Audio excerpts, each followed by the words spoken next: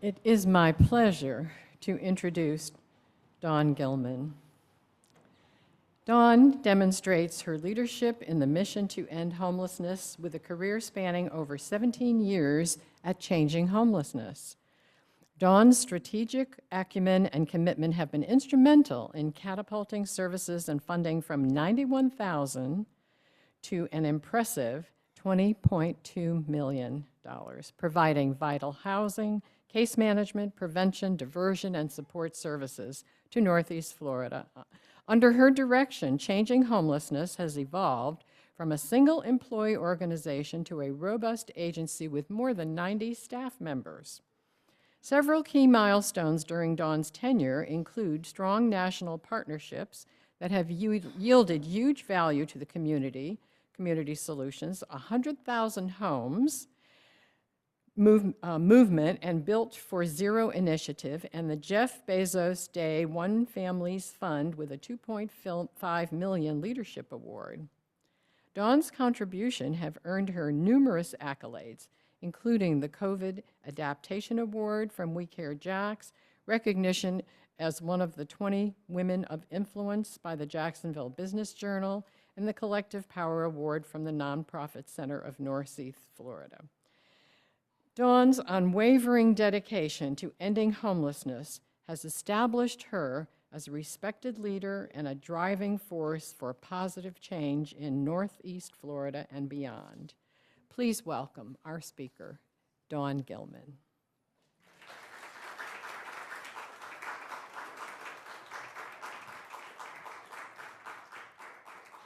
Thank you so much for having me here today. And as I start, I'm going to let you know there's only two things. There's two things that you need to get out of everything that I say for the next several minutes. One, homelessness as we know it today in the United States is a completely solvable problem. Homelessness as we know it today in the United States is a solvable problem. The second really important thing leads to how we solve that problem. There are exactly 6 categories of homelessness: someone's mother, someone's father, someone's sister, someone's brother, someone's son, or someone's daughter. And if we design our systems of care, if we design our interventions with that mindset that we are there to help someone that we love, we start to solve the problem in a very different way than maybe we're doing at this moment. So part of why I was asked to come here is kind of give an overview what is happening in Northeast Florida regarding homelessness. And while not all the news is good, some of it is. Some of the best news is we were able to hold the line, so to speak, during COVID, meaning we did not see a huge increase in homelessness that many of us had been concerned about. A lot of that had to do with an influx of federal funding that we were able to deploy in strategic ways and in ways that we hadn't been able to before. But since COVID, and in our last two, what we call our point-in-time counts, and some of you may have volunteered, we do it every January. We've done it every January since the late 90s. We go out, we talk to people, we find out who they are, how many are there, what happened, why are they here? And it helps us see changes within the folks that we are here to serve. So some of those changes that we saw this January, we're seeing an increase in families for the first time in a very, very long time. Even more concerning to our particular system of care is we're seeing a very large increase in the number of women. For decades, we had run along the same national lines where if you went out and you talked to people who were literally homeless, about 75% were men, 25% with women. For the first time ever, our women outnumbered men on our unsheltered population, which is something we're very much going to dig into. And the third thing is we are unfortunately following along with another national trend, which is the fastest growing group of people who are experiencing homelessness are 55 and older. Part of that goes in with that concern about women, and in that Dawn's theory would be many times as people age, we've had a partner or someone that we were with for most of our life. One of the leading causes of homelessness is medical debt. Men tend to pass away sooner than women. We think that this is a small trend that is growing, and for people that have rented most of their lives can force them into a situation, if they do not have family and friends that are able to take them in and help them sort things out. So those are the three things that we at our agency are watching and working with our partner agencies to figure out, is this a blip, or is this something that we need to continue being concerned about? I was really happy to hear some of the songs that you were singing and some of the messages that you had today. So part of what we also need to hold in our hearts as we do this work is there is always hope, right? For the people that do this for a long time, a lot of times it can be a very, it's hard work. So when we do get somebody housed, which we do on a regular basis, that is a moment of joy and celebration. So I also want to let everyone know that yes, while there are some pretty strong headwinds kind of pushing against us, we continue doing good work every day. Many people, programs, agencies that a lot of you are aware of. I also want to just give a current happenings. There has been a lot in the news on the local, state, and federal level. I am sure most of you have heard some or parts of this and just want to make you aware. On the local level, we have two things happening.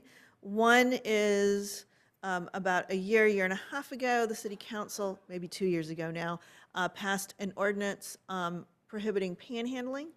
That one is now being challenged in federal court, so watch that and see if that shifts how we are working things.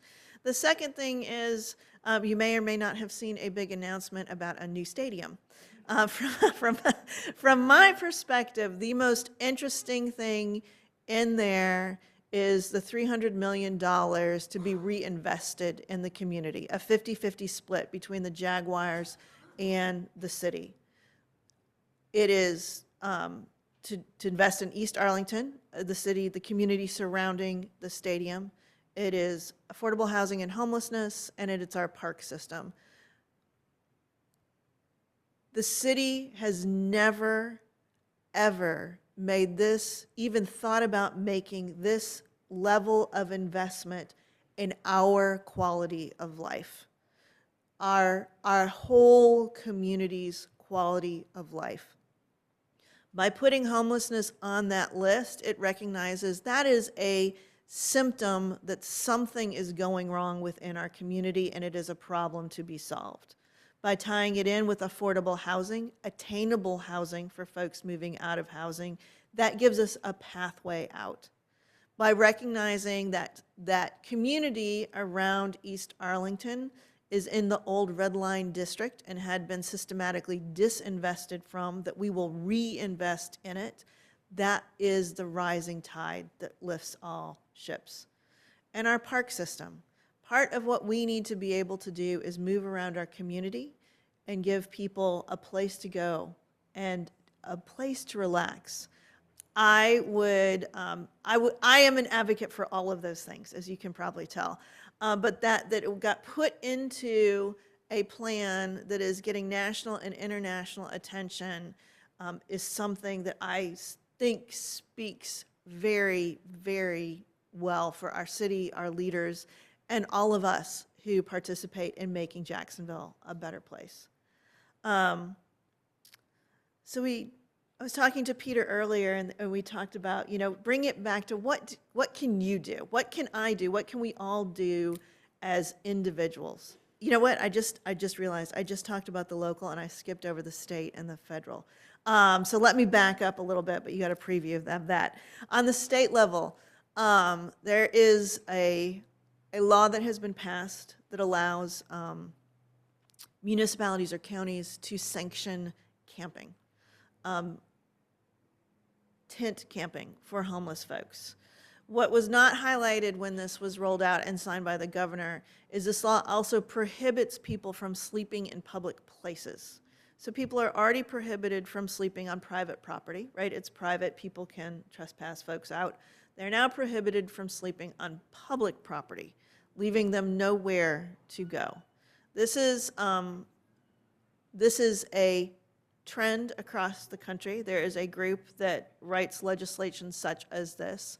The concern with this, what you should all be concerned about as you think, what should we do, is if you are prohibited from private and you're prohibited from public and you refuse to move, the only place left for you to go is jail. Jail is not an inexpensive option, and it is not a solution. And if you look at tent camping as sanctioned encampment, it is also not a good solution, and it is also not inexpensive. So I think as our community continues to put forward a plan, which the mayor's office has invited a number of nonprofits and city directors to put forward something, how would we end homelessness? Please pay attention to that, because we may need to advocate for that plan versus putting people into tents. On the federal level, please, as you advocate for things, there are quirky little things within the federal budget that are rather small but incredibly important for this work. So I would invite you to become more aware of that and to remember that you have a voice to support all of these decisions. And that's where we get to what can you do. I think most people underestimate the power of personal advocacy to our elected officials on the local, state, and federal level. In every office, there is someone who will answer the phone or respond to an email, even if they just mark the tally sheet on what you are for or against. If this is an issue that you are passionate about, if there is something that is coming up that you want your local city council person or state representative or federal representative to know that is important to you, if you have the time and the inclination, please pick up the phone or shoot them an email and let them know that. All of this you can find by a quick search on the internet, and it does make a difference. I advocate on a regular basis, but most of them know me and they know exactly what I'm going to ask for as soon as I walk in the door. That's literally my job to do, and I will continue to do it. It's people like you who are out in the community that are voters, that are community members, that let them know this is something that needs to be on your radar. The second thing is what we're doing right. What I'm trying to help right now is just give an education, right? There's a lot of misinformation out there about who is homeless. Homeless people are people who do not have a home. The easiest solution to homelessness is to allow someone the ability to move into a home. You've literally solved the problem. They are no longer homeless. A gentleman that does a lot of work in this has talked about if you have there's really three things to truly end someone's homelessness and make it possible that they stay in a really long time. Number one is that home, right? Like poof, done, they're not homeless. Number two is purpose, something to do every day that's important to them. As he put it, a reason that you get up on any random Thursday, you know what you're going to do, you know who you're going to see, and you know it's going to be a good day. That's something that's really important for all humans. The third is someone to love. It could be a friend, a family member, service animal, but someone in your life that's there for you. And with that, I'm here. I'm happy to speak to this group. I will stay a little bit after. If you have other groups that you think need to hear this message, I'm happy to work with you to make that happen also. The third thing is if you have the means, support. Support Changing Homelessness, support any of the 40 other agencies out there in Northeast Florida that are doing this work. There are many of them. Clara White was actually a founding member of my agency. There are many emergency shelters. There's permanent supportive housing, which is very intensive wraparound services tied to housing. there's rapid rehousing, there's veteran programs, there's programs for families. There's pieces and parts of this whole system, but it is a system of care, and for it to work, each part has to be functioning at its highest level. And support, when you hear something that sounds wrong about people who are experiencing homeless, that all of them are mentally ill, that all of them are alcoholics or drug users, ask a question: where did you hear that? Why do you think that is so? From our experience, from the people that we're working with, it's actually a very small percentage of people who are seriously and persistently mentally ill or have a substance use disorder. They are out there. Absolutely they are. And they are at a higher level than people who are living in a home. But that doesn't necessarily mean that it's everybody. Most people that we work with are people. They are people who have had something happen to them that was a shock to their personal system that disrupted it enough that they could not stay where they were. So with that, I have a few minutes. I'm watching both clocks because I know that you have a lunch and a lot of fun activities afterward. If anyone has a question they'd like to ask now, please do so. If you have a question that you'd like to ask, not in front of everybody, I will remain after the service for a few minutes for that. Yes?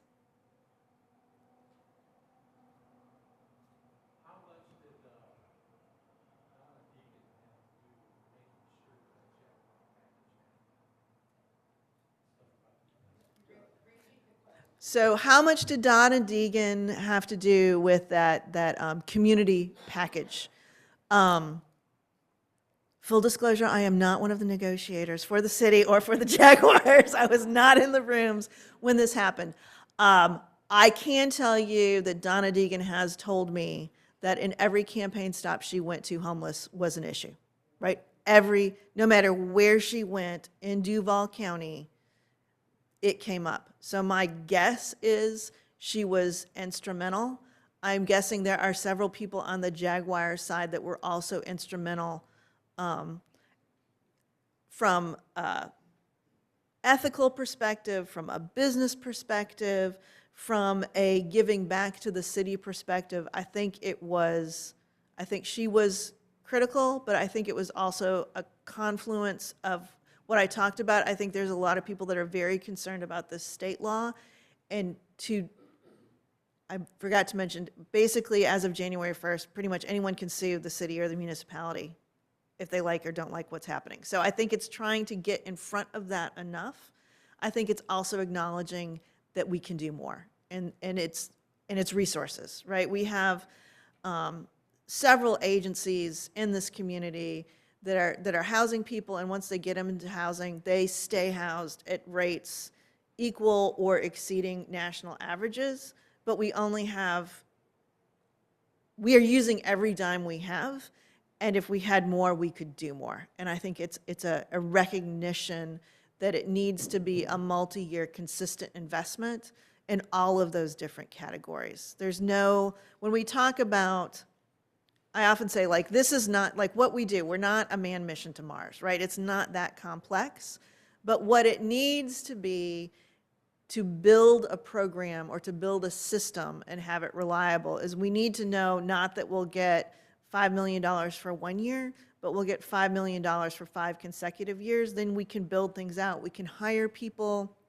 If we're going to build something, it often takes that long to get it from, an idea to an actual groundbreaking or coming up out of the ground. So it gives room to make a change. So that was a long answer to a very simple question. 1 and then 2 and then 3. I'll go faster. How much of the situation is caused by other cities putting people on buses and sending them here, or people coming here because it's warm and it's warm year-round? So one of the most consistent things in our point-in-time count is most of the people who are homeless are from here, right? Like, it could be people like me. I was not born in Duval County. I've moved around, but I have been here since 1998. The overwhelming majority of people were here before they became homeless, something happened to them. So yes, every major city believes that someone else is shipping people into them. It's about the same percentage as people who move to Florida in general. So there's no real difference there. I know all of us have experienced this. We see panhandlers all the time, and I'm so torn between I want to give them something, and yet I don't know if See, you've done the homeless bingo card, because this one is always a question I get asked on this one. Decide what you're going to do before you walk out the door, right? If you're going to give, like have ones or fives or whatever in your pocket, and you hand it, have a nice day, walk on, it's a gift, you have no idea what they're going to do with it, and it's none of your business. If you're not going to give, also make that decision, which is yours, and look them in the eye and say, I don't have any cash on me. Have a nice day. Keep walking on. That is, I never have cash on me, so I am actually in group number 2.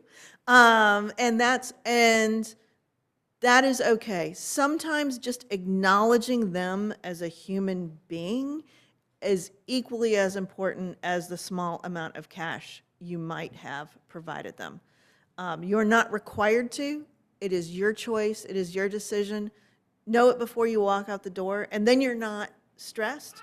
The other thing that's all, because I also advocate know it before you walk out of the door, I want you all to be situationally aware if someone does come up to you. I do not want you digging in a purse or a pocket, because that distracts you.